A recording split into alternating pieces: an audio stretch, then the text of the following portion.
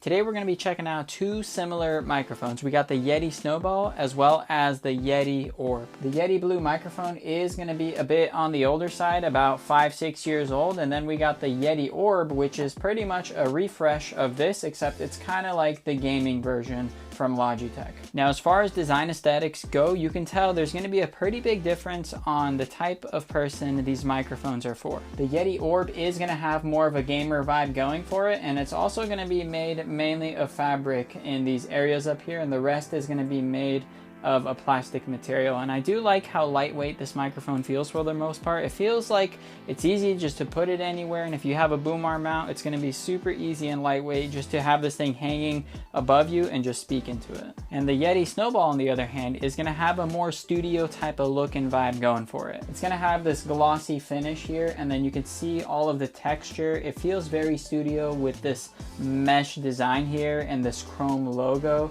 Very professional looking and not very gamer looking. And I also will say that this thing is significantly heavier than the Orb. I feel like it's about 3 times heavier. And if you hang this up on a boom arm, you are going to want to make sure that it's stable and not like wobbling around too much and creating some vibrating sounds into the microphone. Now, as far as the onboard controls for each microphone, the Logitech Orb does not have anything at all. All you get is this USB-C port, and that's pretty much it. And then with the Yeti Snowball, you are going to have a few controls. Firstly, up here, you can see there is going to be a little switch that allows you to switch from Omni mode to cardioid mode, and that way you can have the microphone picking up from different directions rather than a single one. And then you're going to have a micro USB cable that powers the entire microphone. So the Snowball obviously has more controls. If you can utilize the omnidirectional patterns, then that's going to be a huge plus. If you just need something sitting on your desk and you don't really need the versatility, then they're both pretty much going to be equal. However, the main difference will most likely be the microphone quality, and let's go ahead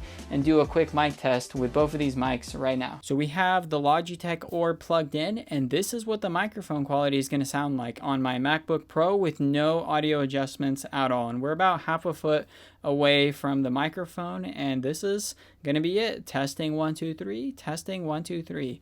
And if I go ahead and give it some distance, now we're about like 2 feet away. This is what it's going to sound like. Testing 1 2 3, testing 1 2 3. So now we're on the Yeti Snowball, and this is what the microphone quality is going to sound like about half a foot away. Now if I back up to about 2 feet, it's going to sound a little bit more muted and not as good quality, and you're going to want a boom arm mount to make sure it's as close to your mouth as possible to get as much of that crispy richness as possible. So as you can see with those microphone tests, they both sound pretty good, but I would say the Yeti Snowball sounds slightly better than the Orb. I feel like it's a lot louder and it picks up my voice a lot more clearly than the Orb. However, it's so minuscule, the difference. I would say you can't go wrong with either of these microphones. And both of these microphones do have software where you can configure the settings even further.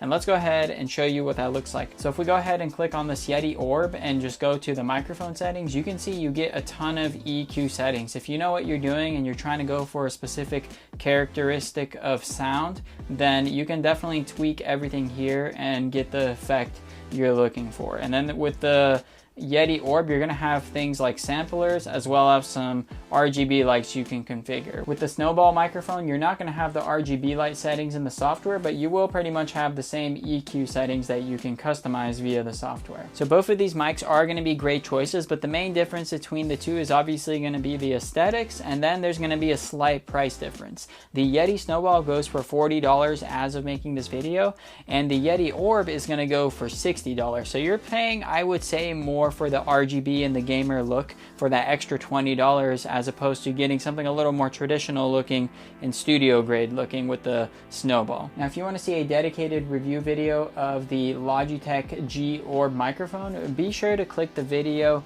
up here. And with that being said, thanks for watching. I'll see you in the next one. Peace.